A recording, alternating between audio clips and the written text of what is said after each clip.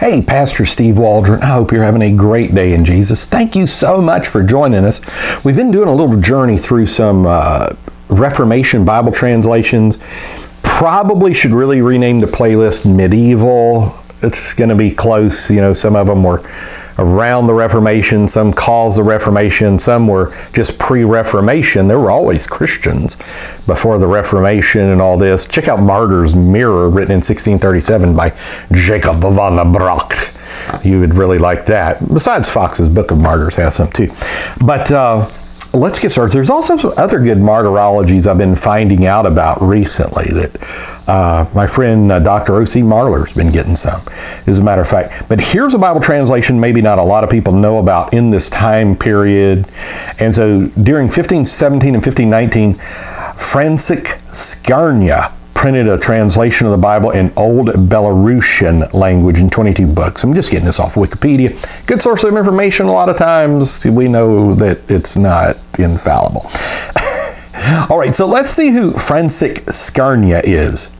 And I'm looking. He was a Belarusian humanist, physician, and translator. He's known to be one of the first book printers in the Grand Duchy of Lithuania and in all Eastern Europe, laying the groundwork for the development of the Belarusian Izvod of the Church Slavonic language. I'm not sure what the Belarusian Izvod is. It says that is search for the Belarusian version of the Church Slavonic.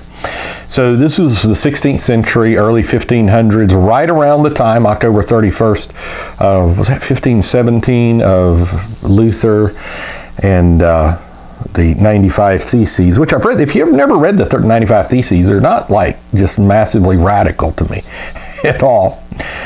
And so he was a Slavonic translator and a humanist. And you have to remember, printing didn't really start till 1455, 1456. I know some people say in the 1200s, the Chinese had it 1100s, but really in a broad sense of that term, it was the mid 1400s where Johannes Gutenberg tried to hide it. He was trying to make a lot of money. He had two other buddies, and one of them got thrown in jail because they thought he was practicing witchcraft because it's two different manuscripts. These manuscripts were amazingly well done, took 10 months to do, but they were exact, even to the point of smudges on the page. And they were like, it's witchcraft. And he's like, no, we just made a machine. That was in France. I'm going to read you just a little bit about Scarnia. He was born into a wealthy family from Polosk, which was then a major trade manufacturing center of the Grand Duchy of Lithuania.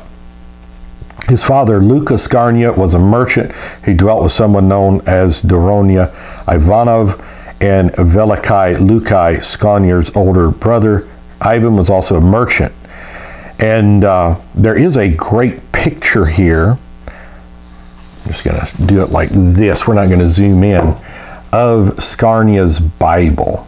I wonder, surely you can see that. I've probably hit it with my fingers and it's showing something else. Title page of Scarnia's Bible. So he was a humanist, physician, and a translator. He died in Prague of Bohemia. That's significant because just a century before, you've got John Huss, a little less than a century before, in Bohemia. So research indicates he was born in 1470. And let's see. Here's on the 6th of August, 1517, his first edition, the Psalter, was released. The Psalter comprises nearly all the biblical books of Holy Scripture. Now, you've got to remember, he's doing this at a time before really Tyndale and all of this. Doing it around the same time as Erasmus. Scarnia arrived in Prague in 1517. According to one hypothesis, he had been a student at Charles University in Prague, but there's no documentary evidence of this. In the same year, he rented a printing house from a merchant named Severin in Prague and started publishing a new translation of the Bible with his own prefaces. Remember the Premier Study Bible, get you that. He released new books periodically over the next few months, and it gives the dates then. Then on the 10th of August, 1518, he published 4 books at the same time. The culmination of his life's work was printing translation of the Bible in 23 books from 1517 to 1519. And then in 1520, he was combating an epidemic of a deadly disease in Prague. The epidemic subsided later that year, but civil unrest broke out in autumn in Bohemia. Scarnia left the country and moved to Vilnius, the capital of the Grand Duchy of Lithuania. Vilnius.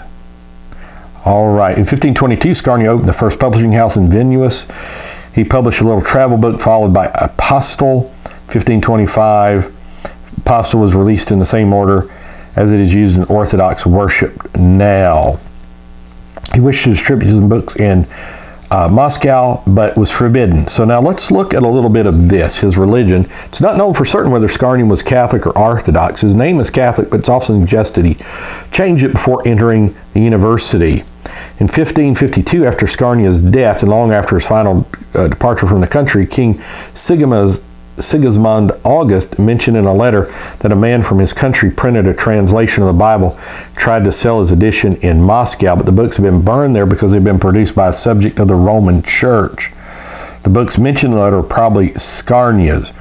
So he's doing this basically at the same time as the Complutensian polyglot as well. So there were some Catholic translations coming out. Here's a picture of the Song of Songs from his as well. So that's pretty cool. Let's just read a couple of things more about this. You don't read much about this old Belarusian language, but the Slavonic Bible, like if you go into Metzger and stuff, they're going to have some things in there. Scarnia devoted his life to the publication of biblical text. He sought to make the Bible more available to the common people and write it in accessible language. Remember, the first Bible printed on a printing press was a Bible, the first book.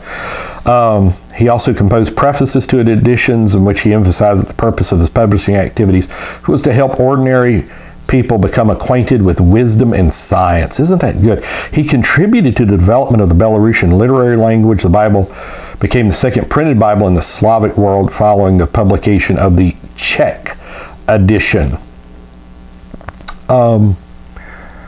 In 1517, Scarnia started his publishing career in Prague. He printed his Psalter and then 22 books in the Old Testament under the shared name Biblia Ruska.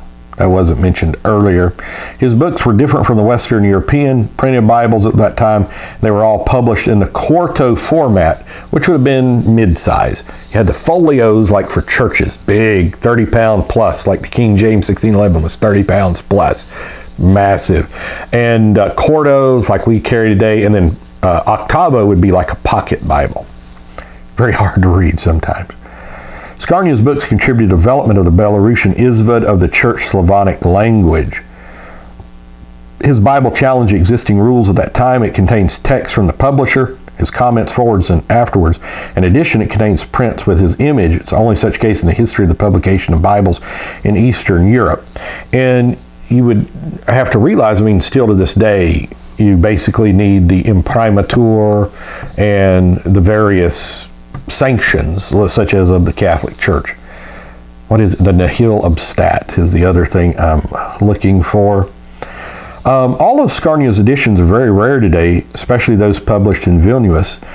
And I think I'm mispronouncing that. I've heard it years ago. Copies are stored in libraries in Minsk, Moscow, St. Petersburg, Kiev, Vilnius, Lviv, London, Prague, Copenhagen, and Krakow. It's got a statue in Lida. And he printed his books based, this is his legacy, on the Church Slavonic, but with a large number of Belarusian words, and therefore the most understandable to the inhabitants of the Grand Duchy of Lithuania, the territory of modern Belarus. He was also one of the pioneers of publishing in the Cyrillic script, but not the first, which I've read some Cyrillic. You can kind of read some of it. The Otok was published by Schweitpolt File in 1491, before Columbus. This was used in an Eastern Slavic language. So he's doing all this. Isn't Columbus still alive during this time? Real close, anyhow. He used an Eastern Slavic language, difficult to determine precisely what language he used. Some Belarusian scholars see Scarnia as a Renaissance man on par with Copernicus and Erasmus, whose work in the Slavic lands was part of the European Reformation. So there you have it. Let's see if was there something else as well. The old Belarusian language. It's called Ruthenian.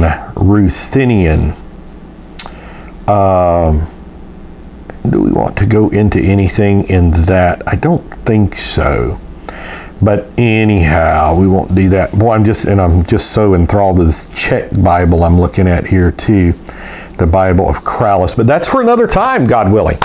So, I mean, the Bible's everywhere. And a lot of people don't realize this, that the Bible, from the time of the apostles, first order of business, when they got the word to somebody and they accepted Jesus, born again of water and spirit, give them a Bible in their language. And that's the reason the good folks out at the Bible Museum in Phoenix and the Forbidden Book say that it was translated in over 500 languages, I think it is, in the first 5 centuries of the church. So God bless. Do check out our playlist and join us daily. Check out our church services. And we have a whole host, many thousands of videos to look at. God bless. Love you. Bye.